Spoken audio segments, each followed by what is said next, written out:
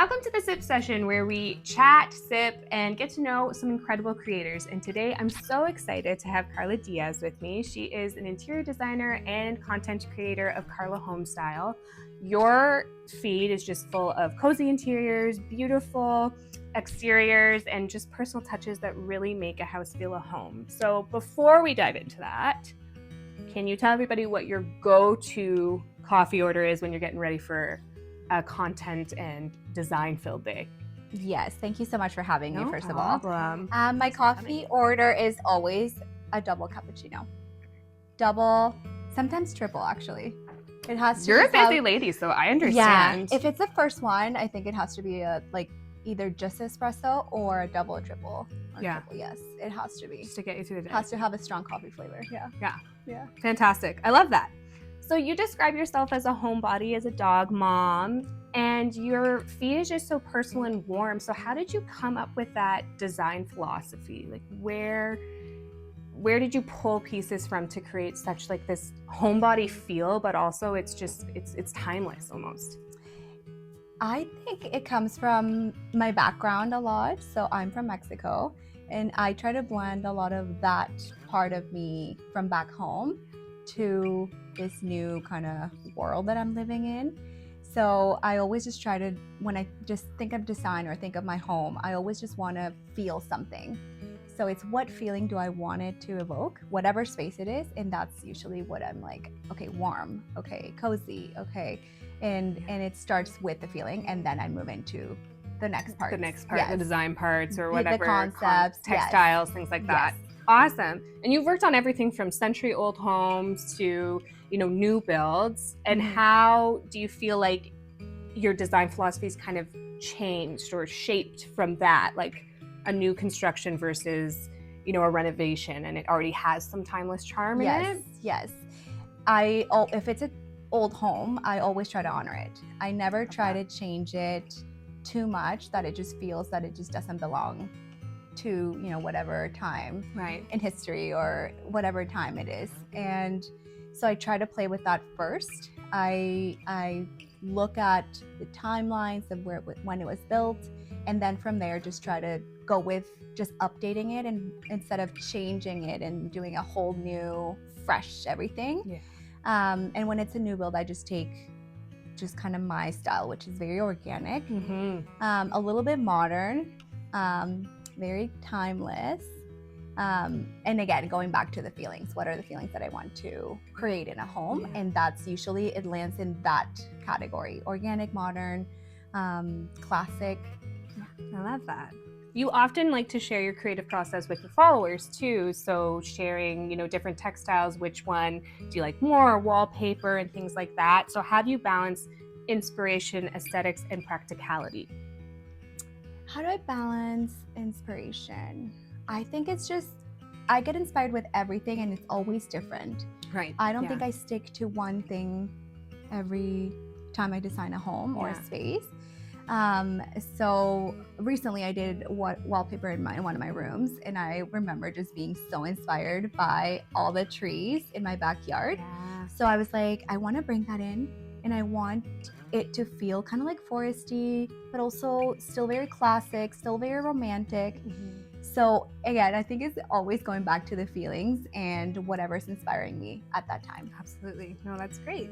So your indoor spaces are stunning, but I've also seen your outdoor spaces, which honestly, they look like straight out of a hotel. I can't, they're beautiful. Thank you. So from poolside, hanging out with your dogs, but then to entertainment, how do you approach styling those everyday pieces versus like if you're setting up for a dinner or a brunch or things like that? Pieces like furniture?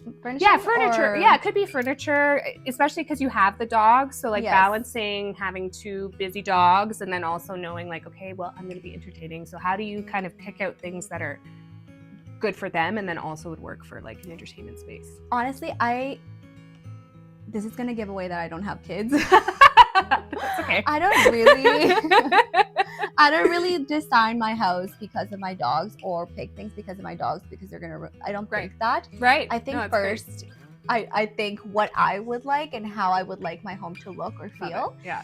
So in this specific home, I wanted it to feel like a Euro retreat. So very light. It does. It definitely looks like that. No, it's stunning. I love it. Yeah, so very organic stone, you know, like the texture of the stone is, the color of the stone is very European, like the tile on the floor is very, you know, when I think of my inspiration is always traveling. What I've seen everywhere that I love, that I automatically, I'm just like pinning that in my brain every time I look at it or screenshotted something. So I try to recreate that in a way that will fit again into the area that I'm in. Mm-hmm. So with my dogs, you know, unfortunately, sometimes they are a little messy and too much. So when it comes to my furniture or even the tile, I have light tile, which is crazy because they're two big, messy dogs. Sometimes I'm just like, okay, I love this. I did this to myself and I love it and it's okay. So I just live with it. But sure. I mean, they're super cute. So it works out, right? Little mess with the cuteness. It's okay. Yeah. Okay. For outdoor entertaining, do you find, because we're heading into cooler months, so and we're heading into like bigger, more festive gatherings, do you still try to design some type of outdoor element in your entertaining? It's cooler, is it moved right into inside? Actually, it's funny you asked me that because we're just planning to add some outdoor heaters for our, because we are refusing to close our pool and to bring all the furniture inside. We're not ready yet. It's fair. So we're thinking of, we entertain a lot. Yeah. Almost like weekly or every other week, which is a lot. So I think we're thinking of adding some heaters or some elements like that. We have an outdoor fireplace that we could incorporate in that, but if it gets too cold, it's just gonna have to be inside now. Yeah, that's fair. I mean, Canadian winters, you gotta do your best. Inevitably, it'll be inside for a long time. Yeah. Sadly. Unfortunate. I love fall, but. Yeah, me too. I love fall and I actually love winter. Yeah. I just don't like how long it is. Yeah. And how, you know, sometimes it just feels sad. It gets gray. Yeah. Yes. When it's, agreed. Yeah. So no entertaining in this month. No. Outside. Yeah. Inside always. Yeah. Outside. Amazing. So how do you balance posting your design, interior design side to the creator life side? So the balancing of personal travel with your design projects. I used to post my design projects all the time. Very, you know, what you would think of an interior designer, a project photo, a kitchen. And I I would say maybe a couple years ago, I decided to switch that up. And when you look at my content right now, it's very much life at home. So it's more lifestyle. And I wanted to share what I do at home and how I live in a space that I design. And hopefully that inspires people to say, you know what, this, you know, beautiful entryway with an open concept kitchen, living room, I want that because, you know, see how I live. 100%, and maybe that will inspire other people to do the same. So my content right now is very much life at home, romanticizing life at home. Right. And I think it's, you know, it's worked so well recently. It really, it's beautiful. I think it's great. And it's still, because you've designed this home and you're still, you know, changing out things, I do feel like you still give your followers all those design elements anyway. It might not be like, oh, I'm working on this specific project, but you're still seeing the design through that. So I think it's great. And I think my account right now, Karla Homestyle, is more about me and my life at home than about my projects and design. So I share a lot of them in stories here and there. I also try to be very mindful of my clients and keeping their privacy. So, you know, I'm not always sharing their home and I also just try to make it more about my life at home. So it's the house that I design. It's still my style, my design, and it's just how I live in my home. So instead of showing just like a beautiful kitchen, it's just what I'm doing in a beautiful kitchen. So cooking in that kitchen. I feel like that has resonated well with a lot of people. And it also shows just how you can, you know, the function of a well-designed home. Yeah, absolutely. No, I love it. I think it's great. No, it's great. Any specific rituals that you do, because you just talked about how you lived in your space, you're showing your spaces, any specific rituals that you do every day, like a morning routine, an evening routine within your home that you would like to share? I have a lot. I have a lot of little routines. It depends. On weekends, I just love taking a slow morning, just really, really slow. Again, I don't have kids, so I think I can, do this, but just like getting up and making a coffee and sitting outside. I love the backyard. I love nature, so I'm really lucky that I'm able to experience that in my own home. So just sitting outside with my dogs or going for a walk in our backyard, and just that is kind of like my weekends, how it starts. It just sets my day up. I love that. And during the week, I think I'm a little bit more like a routine. I have a set routine. I work out very early. I have breakfast and just get ready to go to work. So it's more structured. But I have my evening ritual probably would be going for walks when I get home with my dogs, and then just prepping I try really hard to cook beautiful meals every day. It just makes me feel good. Your husband cooks too, right? My husband loves cooking. Amazing. He's honest. I think in his past life he was a chef, like a Michelin star. He's just amazing. Yeah. Well, he could cook for me anytime. Oh, please. Yes, he would love that. He actually recently he was like, "Do you think we would do well if we open a restaurant?" I'm like, "What?" You're like, "We have a lot on our plate." Okay. Yeah, no, yes, maybe if you cook, but crazy. Yeah. Oh, no, anyway, he loves cooking and he's great at it. That's awesome. You recently got back from a trip to Europe, and I know that you take your followers on your trips with you, which is so lovely. So we get to kind of see an insight of what you're doing.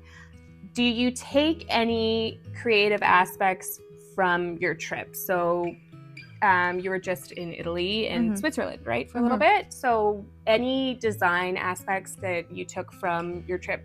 Or yes, thought always. of, or always. I think traveling is where I draw inspiration from, in always. Like it's just my main thing for when I work, and I look a lot of architecture. And Italy is just amazing for many reasons, but for me, architecture in Italy just blows my mind.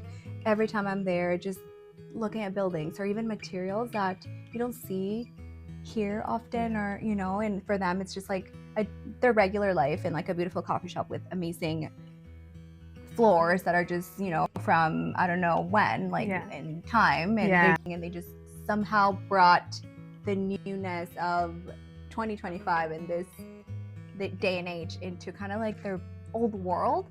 I love that, and I always take inspiration from that, and I think a lot of my design style is connected to that. Nice. Yeah.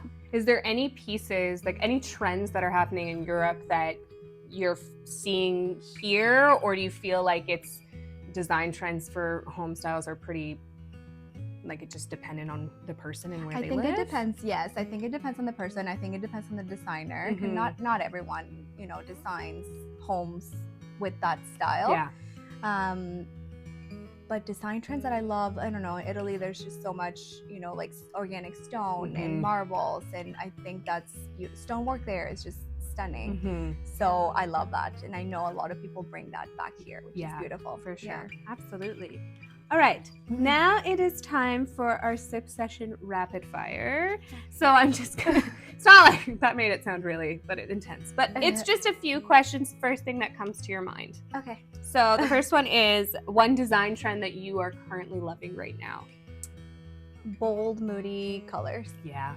Yeah. Super in your dining room. Oh my God, I love it. Office. I love color drenching a room. It's not for everyone, but it adds just so much character to a space. Yeah. So yeah, I love that. No, I like that. One item or person or thing you cannot live without.